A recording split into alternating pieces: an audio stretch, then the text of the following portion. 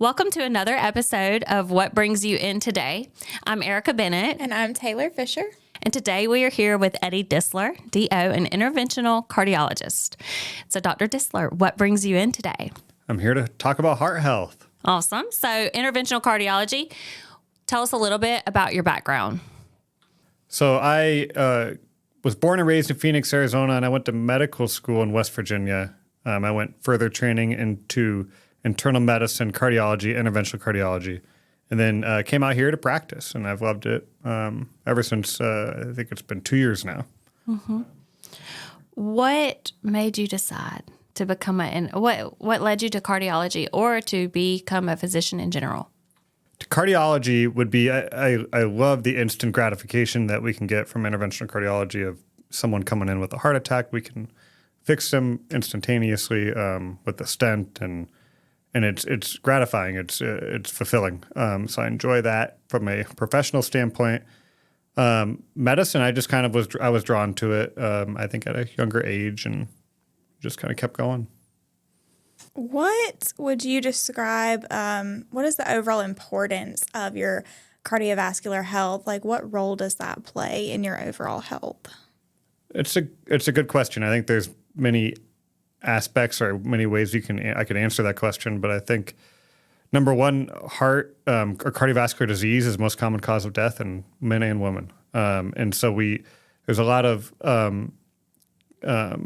communication about some of the other cancers, things like that, but really in the end, it's cardiovascular disease is number one, and so it's very important from that standpoint. Just trying to be healthy, and then how you feel. If you can focus on your cardiovascular health and eating well and exercising, then you tend to feel better. And so I think in terms of symptoms and how you're feeling, and in terms of length of life and kind of top to bottom, I think it's important.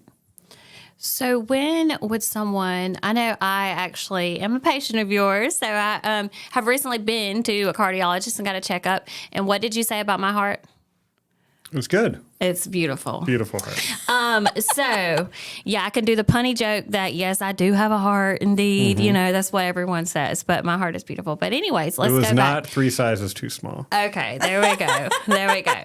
So, I was feeling what I thought was, kind of things in my heart, with my heart. I was stressed. But it turns out, a lot of people don't think about stress and the impact that stress has on your heart. So how important, what would you recommend to people how they should think about stress when it comes to their overall health and how that does impact it? We carry our stress on our heart. Our heart carries a burden of that a lot.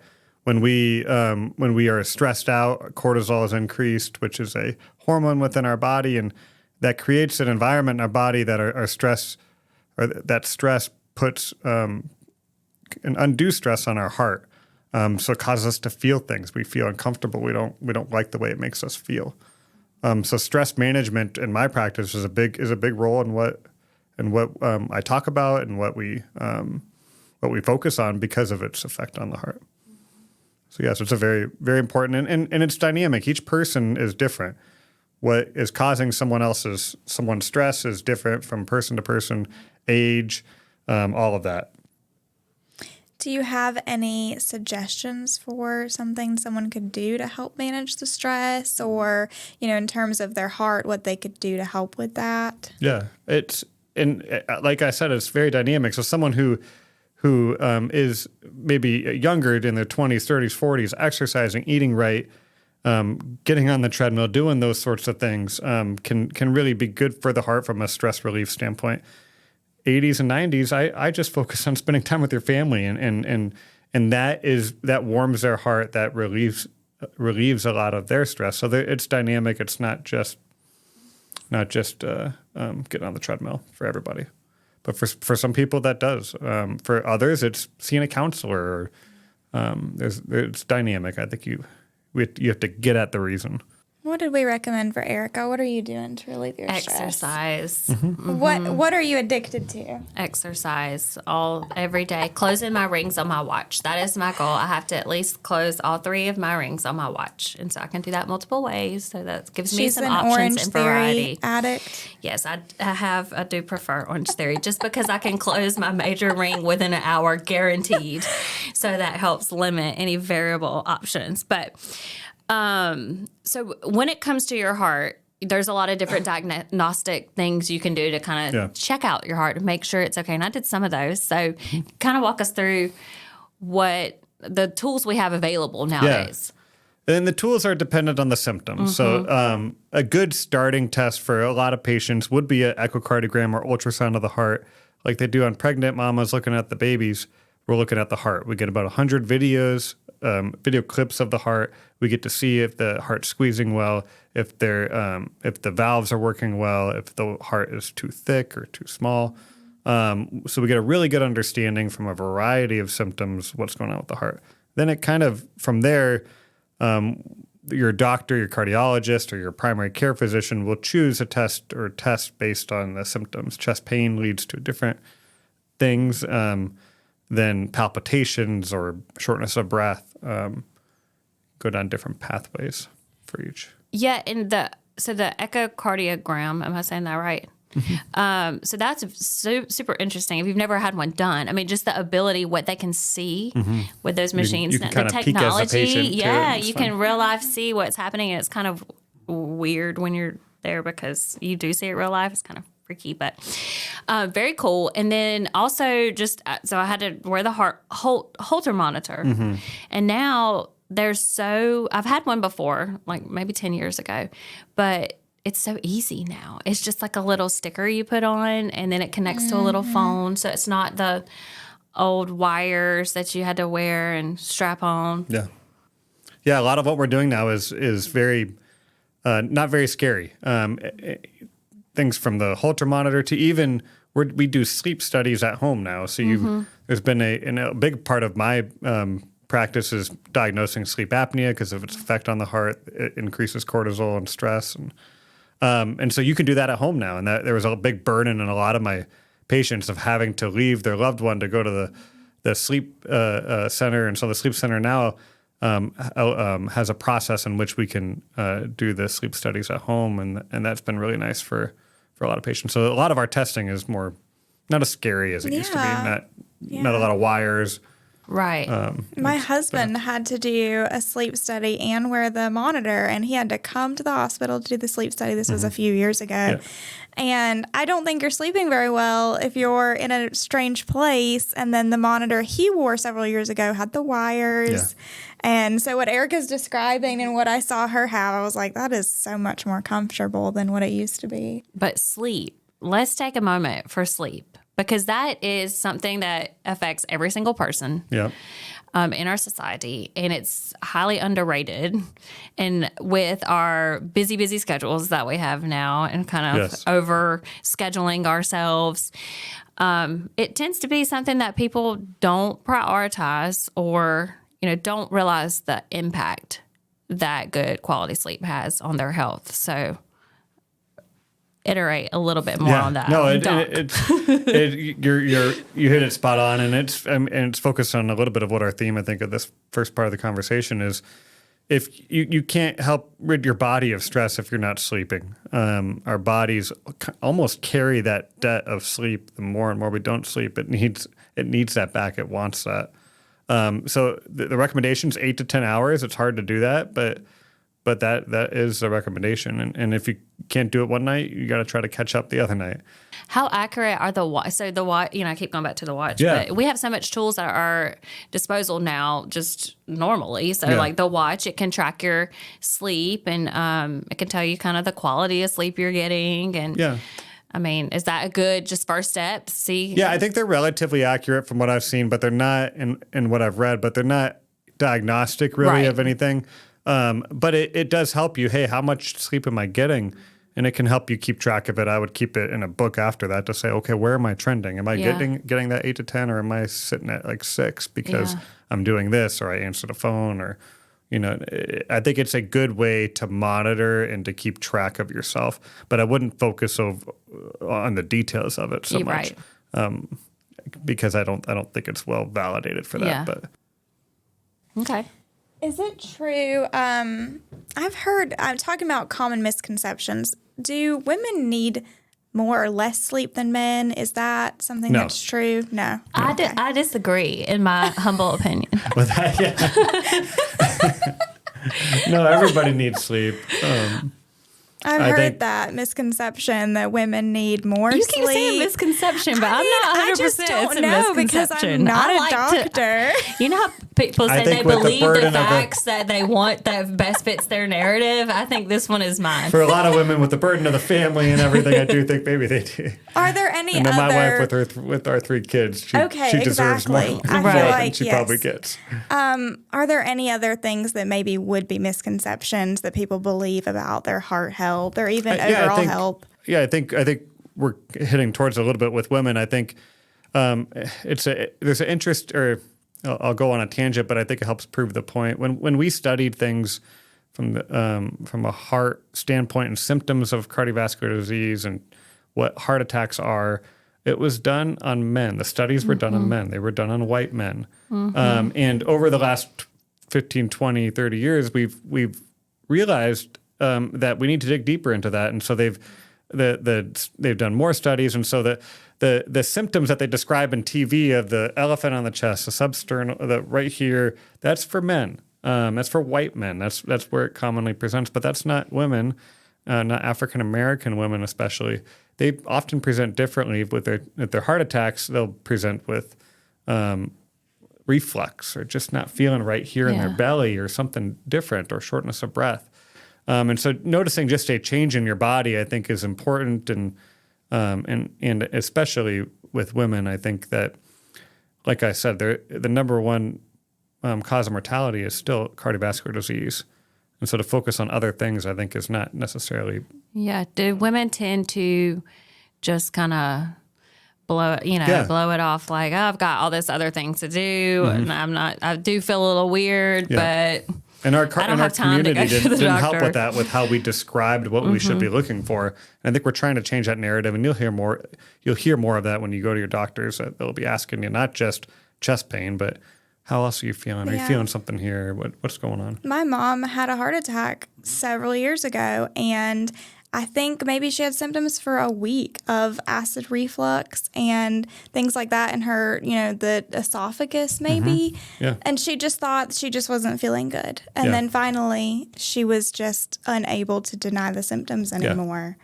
And that's what I see a lot of. And I hate it because sometimes time is money with heart attacks, and you want to get seen earlier for these things. So my advice for people, and especially women, is if you know your body, and if it's not feeling right, go seek help. And don't worry about, feeling like you went to the ER and you really shouldn't. Oh, it was just acid reflux there's a lot or of that. something. It's better to be safe than sorry in those cases, for sure. And our ER will check. They'll make sure, are you having a heart attack? Is it something we need to worry about?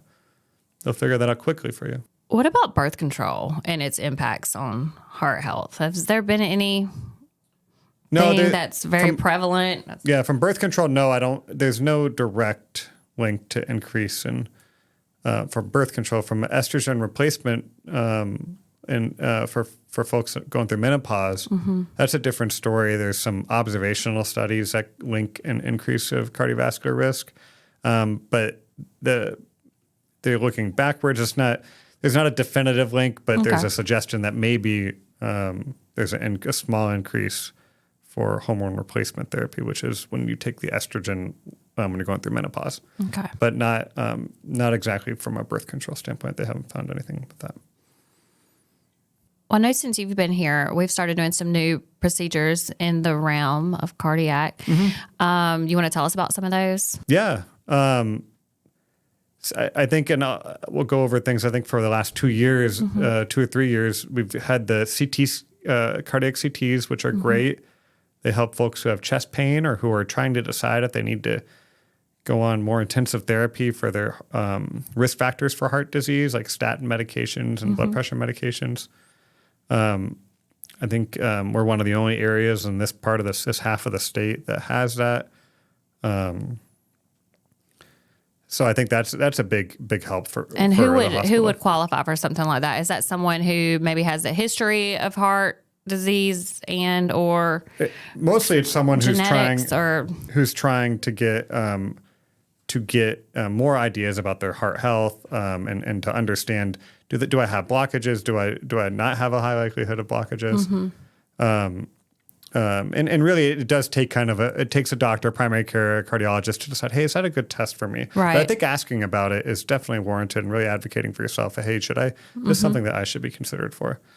There's that. And that test plays a big role with TAVR planning, which TAVR is a transcatheter aortic valve replacement, where you're replacing the aortic valve through the leg, not requiring open heart surgery, which is a very forward procedure done in the last 10 years or so. And many patients were having to go out of town for this to Tallahassee or Jacksonville, and we are happy to be able to have that here.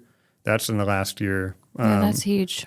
Things for, and then going into things for heart attacks or when patients come in with acute issues, we have a shock wave, which delivers a lithotripsy, which is like it can fracture the calcium in heart arteries, which we can deliver our stents in a better way. And then we also have a heart pump device called an Impella, which can really help save a patient's life when they're crashing and burning and really not doing well with a heart attack. Yeah, tell a little bit more about that. That one fascinates me. Yeah. So a normal heart will pump somewhere between 5 to 10 liters per minute. And this heart pump device can do about 4. And so it does the work of the heart when your heart is not able to do it. It's not a permanent device. It goes in through the leg, and it can temporarily bridge someone if we're either working on the heart and needing to do the work of the heart for the patient, or if the patient is not doing well in a heart attack or the heart's failing. I could tell you if my mom was to have a heart attack, I'd want it on the table or I'd want it available so that I can, have all the tools at our disposal. And so we were happy to be able to bring that. So it lets your heart rest. It lets your heart rest. Yeah. And you can never do that otherwise, right? So I mean, I think it's pretty cool. It is, and it allows the heart to recover from something bad like a heart attack. Awesome. Yeah. So if someone is thinking that maybe they're having something going on with their heart, they're just not feeling right, what would you recommend the first step they take? I would say go to your primary care doctor. If it's something that you feel that is more scary or ominous or like for those women where it's a big change, I'd go to urgent care or the ER to seek help. But if it's something, hey, I've been I've been having this something for a year, then start off with primary care to try to get to cardiologist. Absolutely. Tell us about the difference between an interventional cardiologist versus a non-invasive cardiologist versus then what, like cardiothoracic surgery, kind of how, because I'm sure that's confusing to most if you've never seen a cardiologist. So tell us about the differences.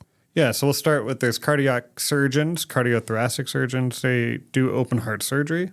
They do bypasses, so where they go in and they cut the sternum open and then access the heart. But there needs to be a diagnosis of a heart problem first, like a blockage in the heart arteries.